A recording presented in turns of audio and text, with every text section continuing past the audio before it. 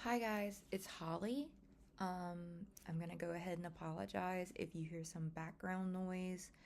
I'm on vacation this week and there's a football game going on, so if you hear some yelling or loud noises, I got some family watching a football game.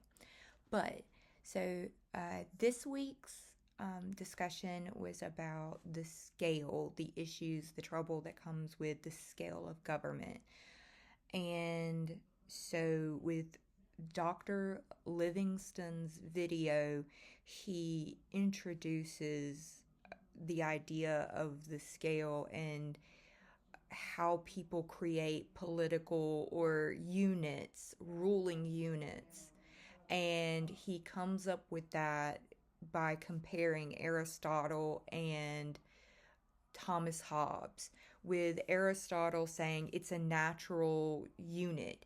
People naturally cluster together. You have the family unit, and typically within the family unit, we'll see a father figure, a mother figure, and we'll typically see it from the top down.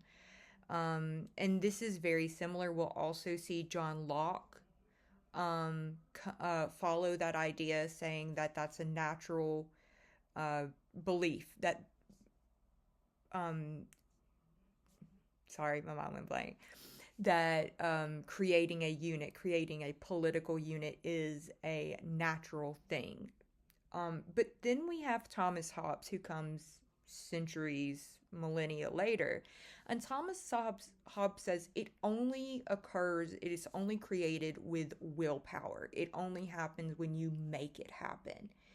Um, and he's going to say that a government, it should be large. In other words, that it should be the power of the government, the control of the government should be large. Um, and he's going to say that the monarch should have complete control. Then we have the people will live their lives and they're going to do what they want. Like, they're going to live their lives. They're going to go to church, they're going to go to work. If they want to go to the library, they'll go to the library. But if something happens and it does not agree with the monarch, then the monarch has the right to shut it down. And remember that Thomas Hobbes is living in the time of divine right.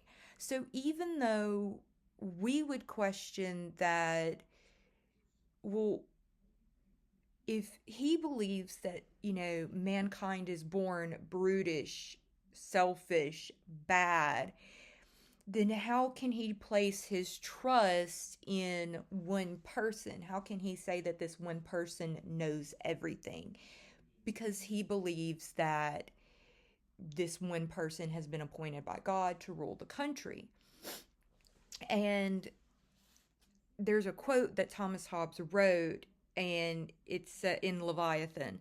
And he wrote, "For it has been already shown that nothing the sovereign representative can do to a subject, on what pretense soever, can properly be called injustice or injury, because every subject is author of every act the sovereign doth, so that he never wanteth right to anything."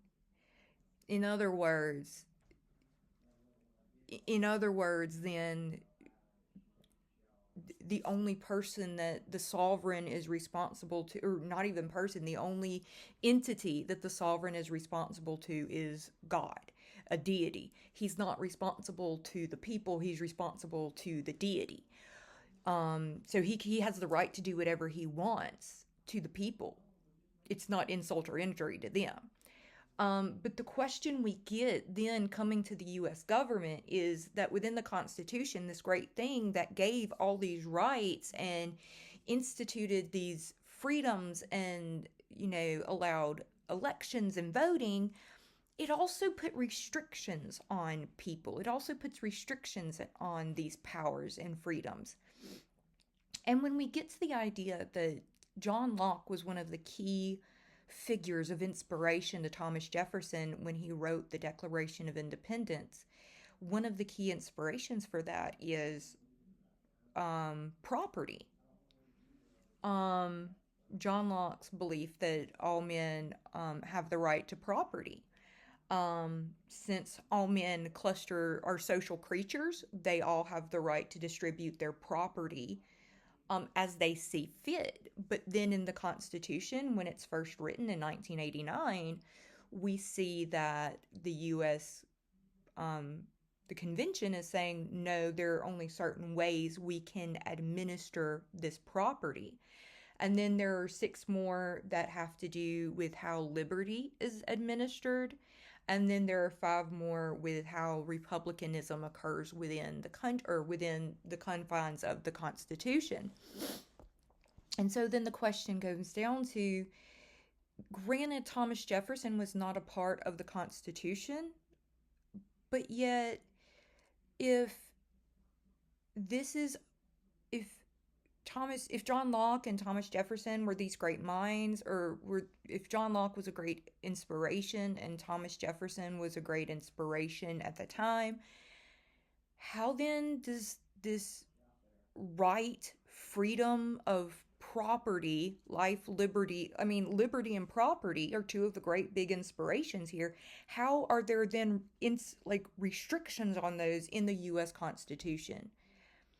And I believe that's the trouble that a lot of governments, especially modern governments, are looking at in Western civilization is how much freedom is considered too much versus too little, too much freedom versus too little freedom, too many rights versus too few rights. And I really liked Forrest McDonald when he made mention that the U.S. government was, the Constitution was this brand new creation, that it was neither a centralized government nor was it a confederacy. It was a brand new entity unto itself. That's how I viewed it. All right. I hope y'all had a great 8 weeks. I did. So